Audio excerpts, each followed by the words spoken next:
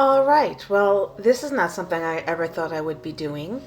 Shark Week. I am not really a shark consumer in terms of media, or I've never really participated in Shark Week. But as usual, there was a nail car challenge by Blue Rose Talk, Blue Rose Nails, and I decided to participate because I wanted to do aquarium style nails. I've been seeing them all over the place, as I'm sure you have.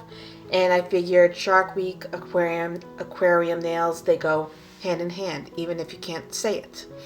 So, hello, welcome back to Nails by Sora. If you've been here before, welcome back. If you are new, welcome. Please take this moment to subscribe. Say hello down in the comment section if you wish to, and hit that notification bell so that you always know when new videos are available. So what I'm doing here is, these are not full-length tips as I usually use. They are nail extensions. They are half extra long true nail tips that I cut down to remove the arch, not the arch, the cutout from where you apply it to the tip of your nail. And I did that because I didn't think that the full coverage nails that I have would work for this application. Probably would have worked just fine, but I wanted a wider frame to work with, and I felt that these would just work better. So I've never done aquarium nails before. I've watched a lot of videos, figured I knew as much as I could know from watching videos to tackle it on my own. And I think in the end I got a pretty good result. I do wish the glitters moved around a little bit more, but I'll have to practice with it a little bit more. And I don't know why I got wrinkling in the lamp when from the base coat. I didn't think I was putting the colors on all that thick, but after I went in and put the matte top coat on, you can see there's some striations across the surface of the nail. You don't see it in the end result. It just makes it a little bit more difficult to paint on top of it because it's an uneven surface. So you want to make sure, as always, that you're laying your colors on as thinly as possible. You could always do multiple layers and build up the opacity more slowly, so long as the product is curing properly, especially if you're doing it on a client or yourself. You don't want to run the risk of having improperly cured gel product on your client or on yourself. But I am going in with the shark drawing first, of course. This is going to go underneath the second layer, which is going to form the, I guess, tank or the aquarium, if you will. And my inspiration is from Nemo, the shark from the first movie. I believe this iconography, this image, was actually on either the DVD box or one of the movie posters of just, the shark coming up behind Nemo, or what's his father's name? I don't remember, but coming up behind the three of them, including Dory. So, and when it's ironic because when I originally thought of doing aquarium nails, even before the challenge came up, I did have a shark imagery in my mind, and I thought of doing something with Nemo and fish. So it kind of played hand in hand and worked out really well. So I'm going to finish this painting. It came out pretty well. Every time I see it when it's finished, I burst out laughing because I think it's not really scary or frightening. It's kind of comical, but I think the depiction of the shark came out pretty well, and I like the ultimate look of it. So I'm just laying in some shadow work now to make the features pop a little bit more. Then I'm going to go in and highlight the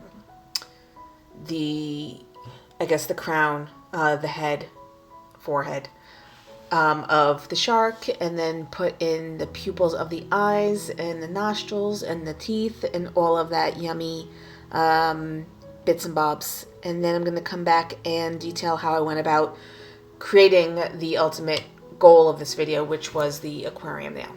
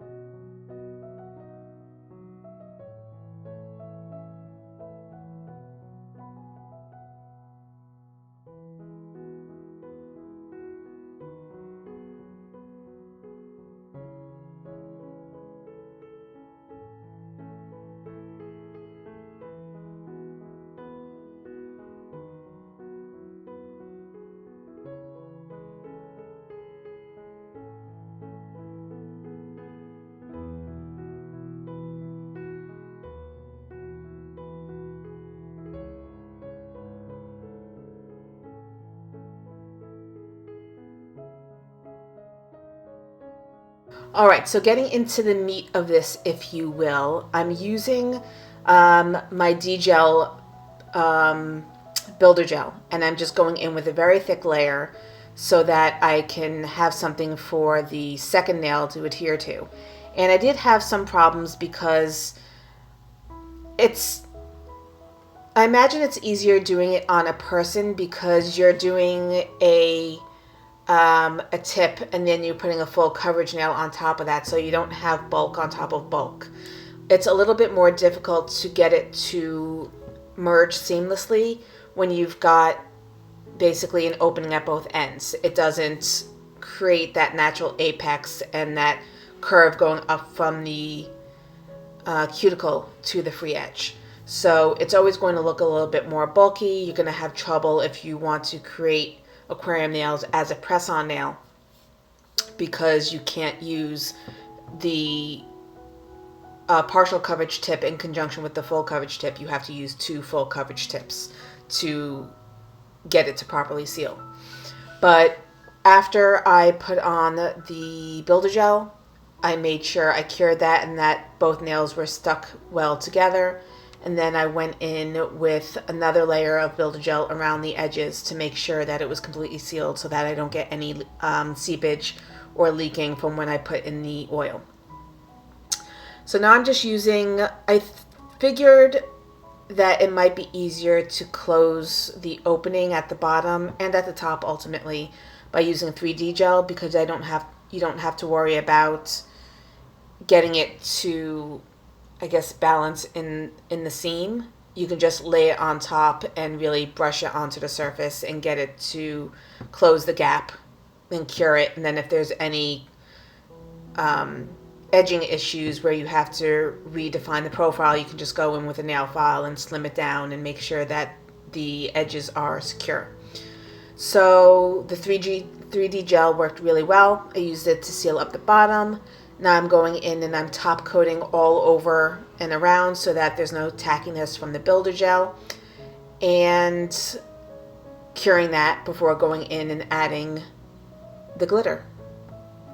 I don't remember offhand which glitter I used. It might be just a random loose glitter that I have from like probably 10 months ago when I made a purchase on Amazon of loose glitters, and this one, this iridescent deep blue, I picked up at Michael's. Large jar, probably only cost me like $5.99. I'll see if I can find it and link it down below in the description box. But I went a little light on it because I didn't want to have issues with it not being able to float in the oil. And now I'm just using a, what are these called? Basically like an eyedropper to take some cuticle oil and fill up the inside of the tank. You do want to make sure, I don't want to buy syringes. I don't want syringes laying around my apartment. But you want to make sure that whatever you're using to fill the aquarium nail with oil is thin enough that it goes all the way inside the nail, because you don't want to run the risk of getting oil around the edges and then your gel product won't stick and make a proper closure. But once again, I'm just going in with the 3D gel. I'm making sure that it's completely capped all around the edges and through the opening, and then I'm going to stand it up on its end to cure inside the lamp. So for my accent nails, I decided to do the pool effect, which I will link above. I didn't think it was important to go through the details of how I created this effect because I've done it in several videos now before. So if you haven't seen it and you want to know how I did it, the link is flashing up here now on the screen above in the cards, and you can click on that and go see how I created the pool effect. Pretty straightforward, and I love doing it. It creates a great effect. And I figured since the main feature nail was a little bit more involved, I would do a simple silhouette of 2 different sharks. Not exactly sure what type of shark this is, but the next nail is a hammerhead, and I like how they kind of contrast with the feature nail.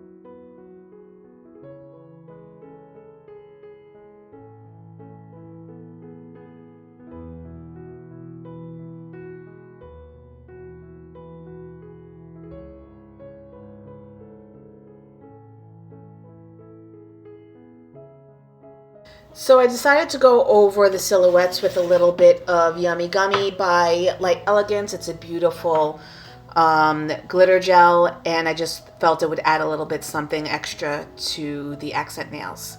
And that's going to do it for this set.